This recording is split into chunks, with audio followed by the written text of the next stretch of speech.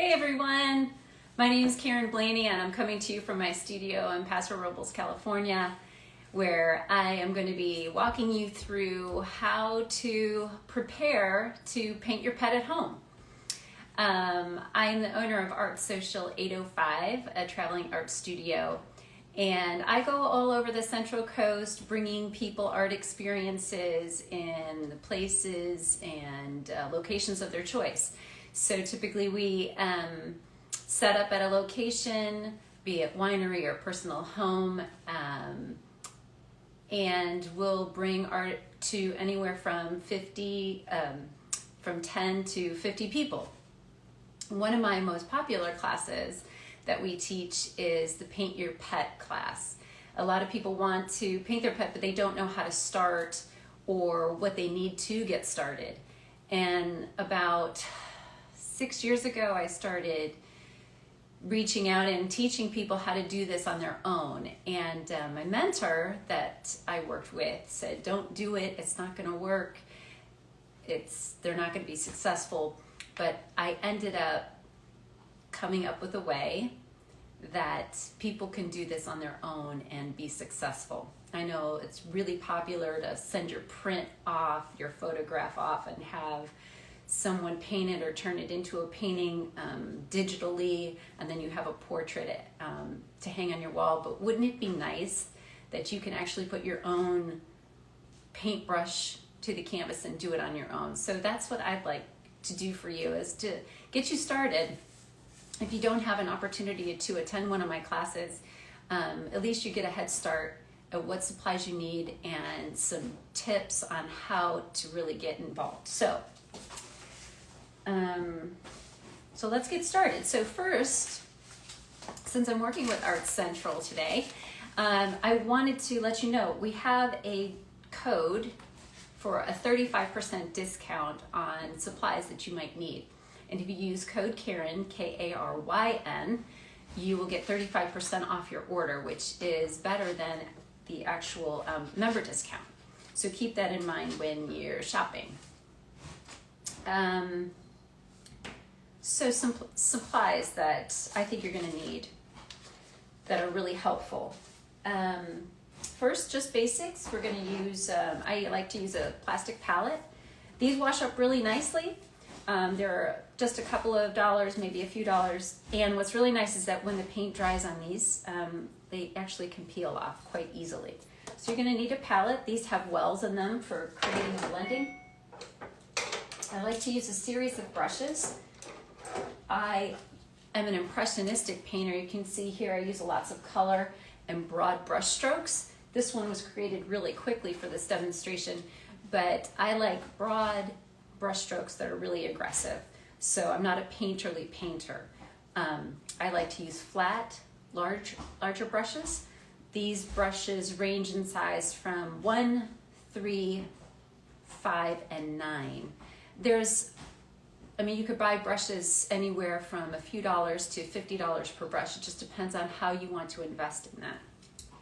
And then there's also another brush that you're gonna need, and it's called a script liner brush. I like to use these brushes when I outline or start to draw my pet on the canvas, and we'll get to that in a moment. It's called a script liner brush. I'll also get myself some water. Pardon me. You're also going to need some carbon paper or graphite paper, and these just come in sheets. These are about $2.50 each, maybe $3. And you're going to need this to transfer your image onto your canvas. Speaking of canvas, there's lots of different ways that you can approach the painting and what you'd like to paint on. Recently, I have discovered, or I like to use this when I'm painting on location. I don't want to carry a bunch of different canvases with me. This is a canvas pad, and these are all prepped and have that nice thick texture. So these are available there as well. I typically like, this is a panel, a wood panel that I painted on. I'll show you what that looks like.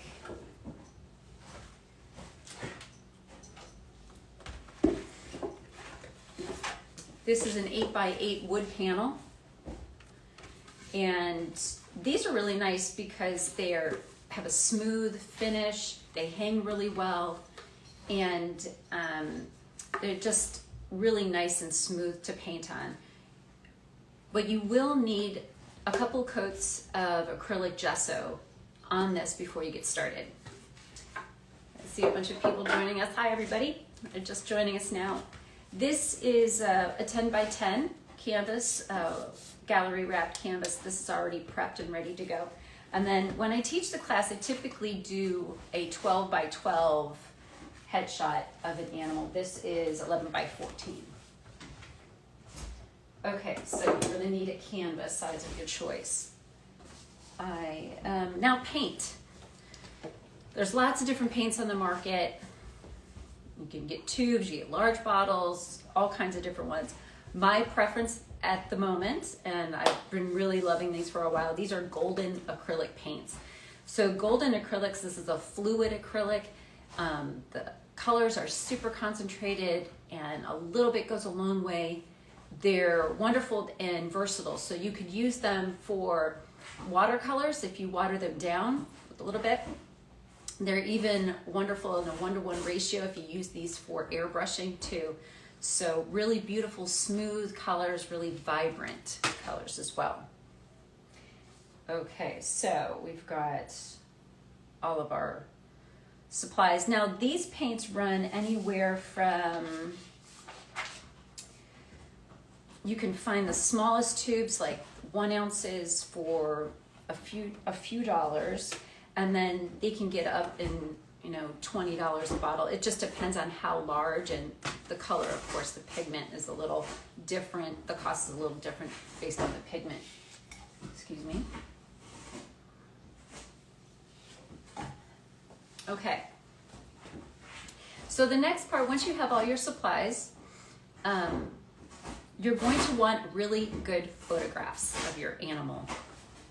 Now in my class, I've seen people paint everything from donkeys to turtles to fish. And really what all that matters is the quality of the photograph. So I have my little pup.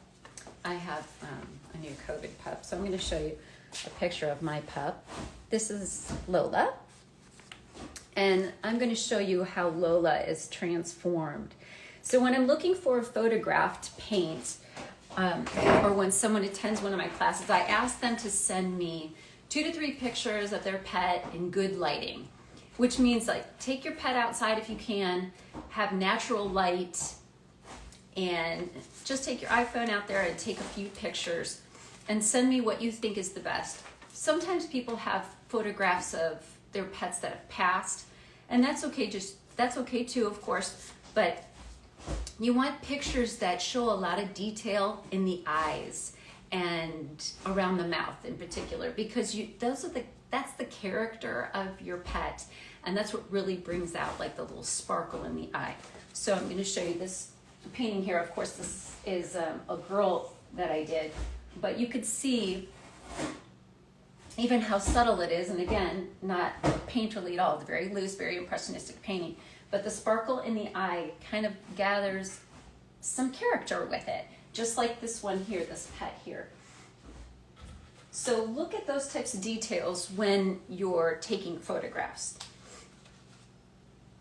So one other tool you're going to need is, I use an app called PixArt. And PixArt's a really helpful app when you're manipulating photographs to prepare for painting. This is the logo that you're going to want to look for. That is, if you go to the App Store, it is a bit of an investment. It's a yearly fee of $55.99, but it's really worth it if you want a lot of options to drill down into the photograph and really get it the way you want it to prepare for painting. Now I'm saying all this and you're like, well, once I get the app, how do I do it? Just send me an email and I'll give you that at the end, and I'll help you drill down. I'll give you a supply list if you like. I'll help you drill down into the PixArt app and show you how to get where you need to go to manipulate your photographs. So I want to show you what I did. So I've got my Lola that I put into the app. And this is the photo that I produced as from this. So as you can see, this app, once I drilled down and I accentuated some of the colors, I've got the highlights coming in. They're more accentuated on one side. I've got my low lights on the other, so I definitely have a light source I'm working with. And as you can see, because I am more of an impressionistic painter, you could see those strokes already working for you on the painting. You could see this is how I want my painting to look when I'm all done with it. So I really love this app, and it just gives me a nice guide of how I want to lay down the colors. So I'm just going to set that off to the side. So now, once you've got your photograph, I send these off to a printer that I have a relationship with locally, and they print it for, I don't know, 75 cents or something like that in color. And I usually have it printed on regular copy paper, nothing fancy, because I want it thin enough so that I could begin tracing. Now, a lot of people want, I think tracing is not a bad thing at all. As a matter of fact, when you're painting people, when you want proportions, pets in particular, you want a guide. And I encourage people to use this, because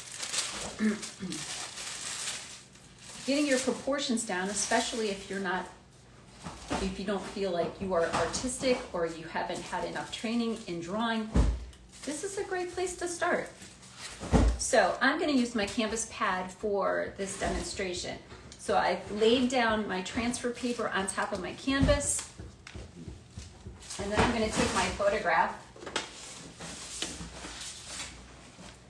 and I'm going to lay it on top. So I've got the dark side down on my canvas pad, and you can hear my puppy in the background. He's tearing up a box right now, or she is rather. And I've got my portrait on top of that. So it's just layering. Then I'm going to take my pencil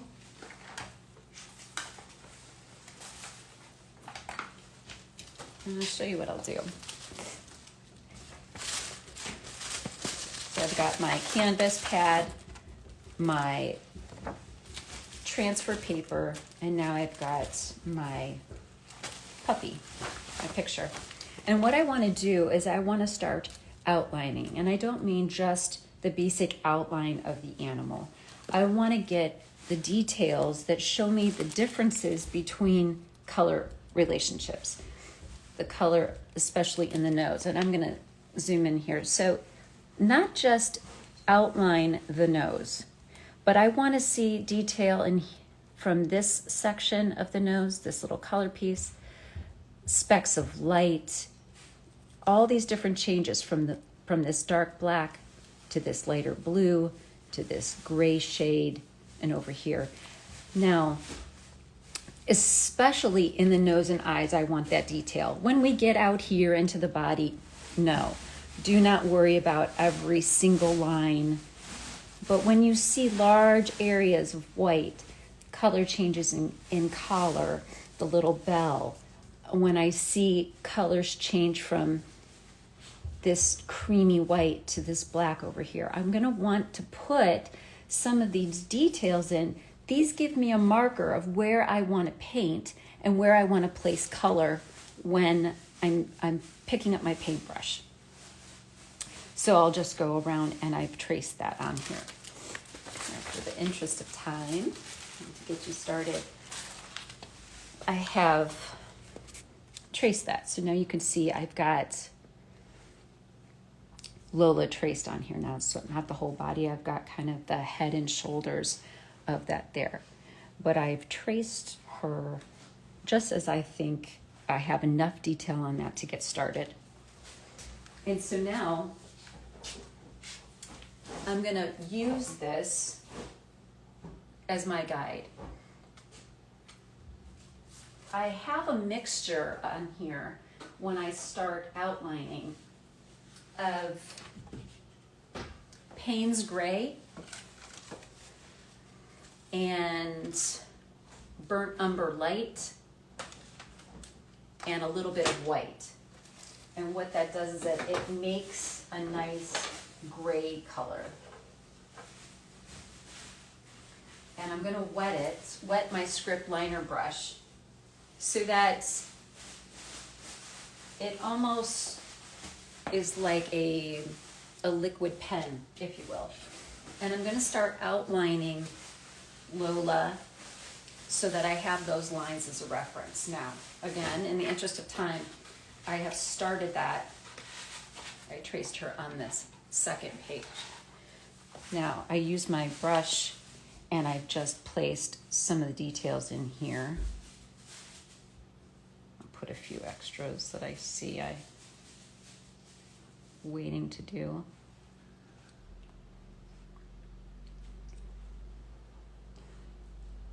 Now, as you can see, I didn't put any extraneous detail into the body. I'm going to just let my paintbrush help me there, but I've got a lot of the detail you could see in the nose and around the mouth, the collar, the ears, especially the eyes, where I want to see those things placed there. So, make sure my brush is clean. Now, whenever I do a commission for someone, I always start with a background color. I always like to put a nice color in the background, and I'm going to show you how I do that. I'm not going to paint this entire painting today. What I want to do is show you how to get started with it. So I've got it outlined. I've got it traced. I've got it now outlined with my script liner brush. I'm ready to put a little background color in and start layering in some backgrounds. I want to pull out the darkest portions of it. So I'm going to use my quinacridone magenta.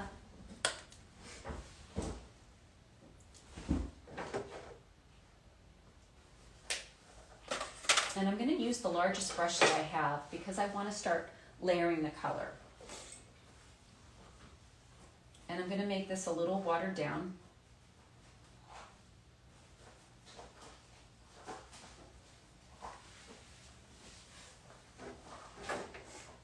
And I'm just going to start painting that all over.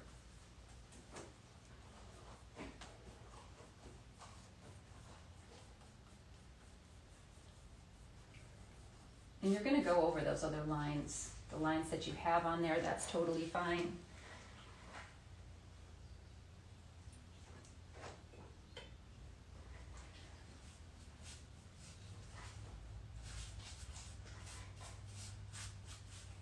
You're going to put this first coat on.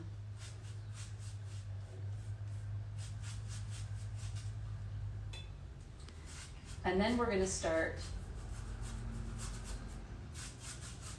adding in our colors that are darkest. This is going to help us reference some of those areas later where our darkest should be. It's so much better to start with a base color than to just start applying dark colors to white. Plus, when I do these paintings, and you can see here on this particular one, you can see my background shows through in some of the painting. I want to see some of that purple. I want to see some of this fun background color coming through. It just makes the painting more interesting. So when I'm painting, I do want to see little peaks of this pink coming through. Just called an underpainting.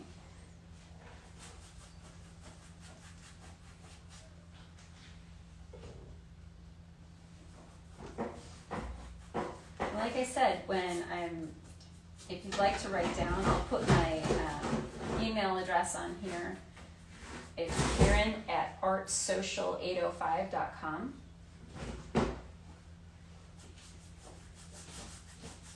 I'm happy to give you a supply list and answer any questions that you have. And even if you would like help manipulating your photographs. And two, if you'd like to attend a class in the future, you can always bring the current painting that you're working on, and we can help move it along for you if you have questions.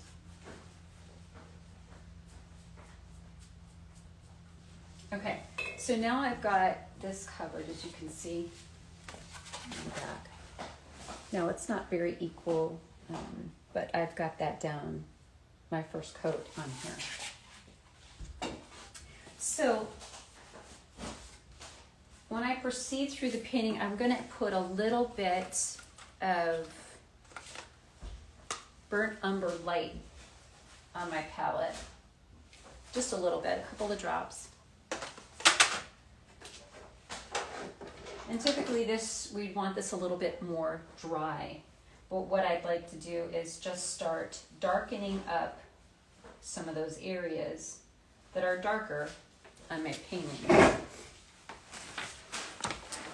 So if this is my reference piece here, I'm going to start creating darker areas where I see the nose, the collar, the eyes. I'm going to make those a little darker. I want to push those back just a little bit. So just more concentrated color. I'm going to add a little bit of that burnt umber light. And just start placing in some of the color. Now I have like a medium-sized brush. And wherever I see that, I'm just going to start filling in a little bit darker.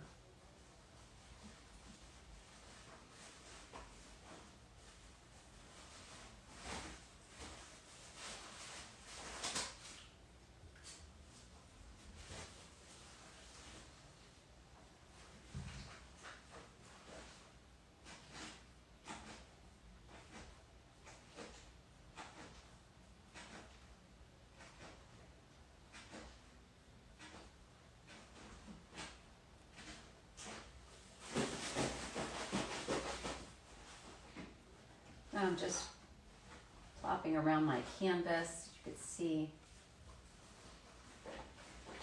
I'm just going where those dark areas are.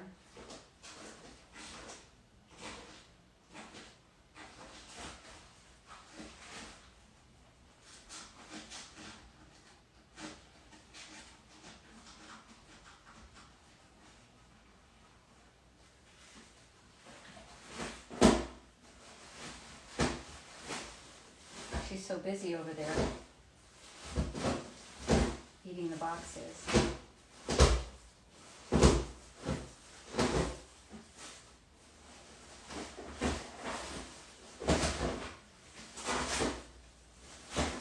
Okay, so what you'd like to do, just got a little bit of that going on. Now I'm not really going to worry about so much of the background because I'm going to want to fill that in with a complementary color. You can see in this painting that I had a little bit of, so I have this pup here. It's got nice broad brush strokes. When I dropped him into the painting, he had nice purple hues on top, and even though the dog was mostly black, I like to bring out some of those other blues just to make it really interesting and fun. And the background, you see just bold strokes, layers of color on top, and then it allows the pup to come forward by accenting some of the colors that I've used on top, and then also framing it quite nicely. And that's what I'm going to do with Lola back here. So after you initially start with your painting and you start layering in some of these colors, you would just allow this to dry for a little bit more and darkening up these areas. You're going to want to use the brown to kind of place some of this color in here and darken it up.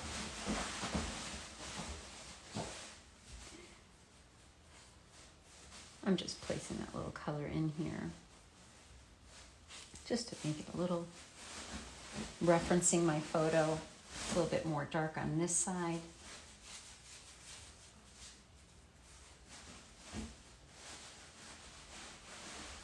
And you see it's not everywhere, it's just here and there.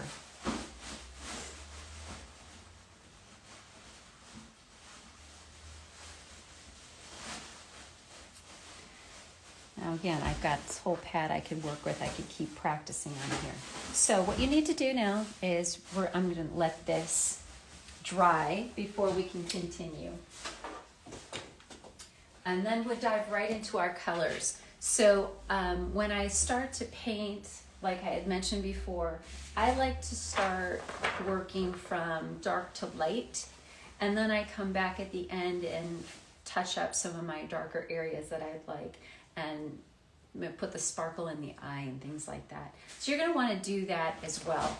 So what I recommend is gathering your supplies. Start with your picture, get PixArt going, play around with the settings. I'm happy to send you any of the information on how to drill down and to create an image like this with your photographs. Practice using these paints. Get some fun supplies. If you're not keen on these paints, there are so many different types of paints that you can use. Liquitex has a variety of paints to choose from if you like to use what you have. You just want a nice variety so that you can begin painting and have the amount of colors that work well for animals. So I'm hoping that we could do a part 2 to this segment and see where we are now that we've got Lola on here, and we're going to let this dry, and then we can come back and actually start working on the coloring. So what I'm going to do during the break is I'm going to start filling in the darkest areas, then I'm going to jump on those. So I'm going to start with my darkests, like the dark browns and some of the blacks. Now a tip, I don't buy black. I always make my black color out of Payne's Gray and Burnt Umber Light. And that's just a preference of mine. I don't like a solid black on there. I like to make it and dial it back and have a little blue undertone in there. So I'm going to use those colors and start layering on there. Then I'm going to build on those. Now, because I used like large brush strokes, as you can see on here, it's layers. We just build layers upon layers when we start building this paint.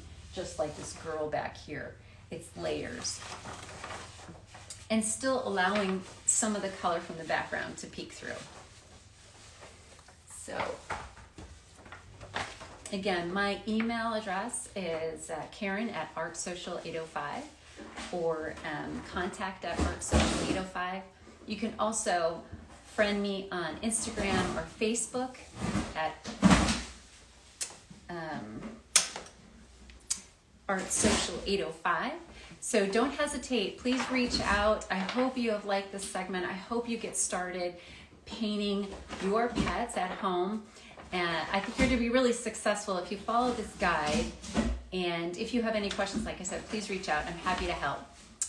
Had a pleasure coming to you today via Art Central. Don't forget that your code is code Karyn, and it's good until Saturday for 35% off any products that you're going to be purchasing for this project. So I hope you enjoyed this segment. I hope you found it helpful, and if you have any questions, please ask.